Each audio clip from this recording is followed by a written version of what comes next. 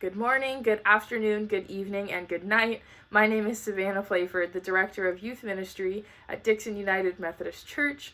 As always, I am so excited that you are watching this daily devotion, and I hope you are doing all right. In last week's video, I talked about John 15:12 through 17, and God's commandment to love one another. If you haven't watched it, you should definitely check it out. But just to recap, Jesus is telling believers to love one another just as he has loved us. So Jesus is telling his believers to love one another unconditionally, as best we can, by supporting, encouraging, listening, and hearing one another. Those one another's that I mentioned are all the good, warm parts of being a believer that everybody longs for. Wouldn't it be nice if things just stayed like that forever? I wish. Well, if you keep reading in John and you get to John 16, things get a little bit harder. Jesus forewarns his disciples, and I will forewarn you, that this will not be an easy passage and it will not make you feel warm and fuzzy inside, but I hope and I know that it'll bring you comfort about hardships and even hardships that we are facing now. Today I want to talk about John 16 verses 1 through 4, and it says this: I have said these things to you so that you won't fall away. They will expel you from the synagogue. This time is coming when those who kill you will think that they are doing a service to God. They will do these things because they don't know the Father or me. But I have said these things to you so that when their time comes, you will remember what I have told you. I go away. I didn't say these things to you from the beginning because I was with you. So, just to give you some context about what Jesus is talking about, Jesus is talking to his disciples in the last couple of days before he goes and he's betrayed and then later crucified. So, Jesus knows what it's like to be hated for spreading the gospel. He knows that he is not of this world and that he has chosen us, so we also are not of this world, and that things will be hard for us. So, what he's doing is he's telling the disciples things are going to get tough. These people are going to do these things in my name, and it's going to be hard for you.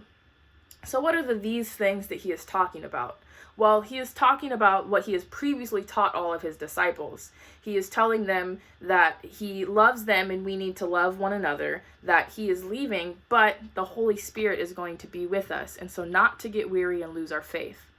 Things are pretty hard in our world right now, aren't they? I feel like I can't even watch the news anymore without being filled with anxiety, sorrow, fear, and just so hard through all of the generations and the different hardships that we are all facing. It seems like in the last couple of weeks on the news, all we have seen is pain and brokenness and more coronavirus and more of these things, and it feels like Jesus is not here. I've heard others say it, and I've even often found myself saying, Jesus, where are you? It feels like you're not here. Are you asleep? Where did you go? But then I become reassured when I read this verse in John, and you skip a little bit ahead to John 16, verse 7, where Jesus says this: I assure you that it is better for you that I go away. If I don't go away, the companion won't come to you. But if I go away, I will send him to you. So then I got to thinking, maybe Jesus did go away right now. Maybe he has stepped back in our world today, but as he has previously told the disciples and he has told us, the Holy Spirit is always with us, right? So let's just pretend for a second that Jesus did step back from society and he's letting us get a small taste of what he went through. All of this pain and hardship that we are going through, maybe Jesus wants us to see what it's like to be like him, to be persecuted and hated for standing up for what we believe. Maybe he stepped back to test our faith and to see which ones of us will step up to the plate and really bear that cross. But what I think is that he stepped back so the Holy Spirit could guide each and every one of us to shine, to take all of the things that we know in the gospel, all of the one another's, all of these wonderful things that we have learned, and to shine and to spread it through the rest of society.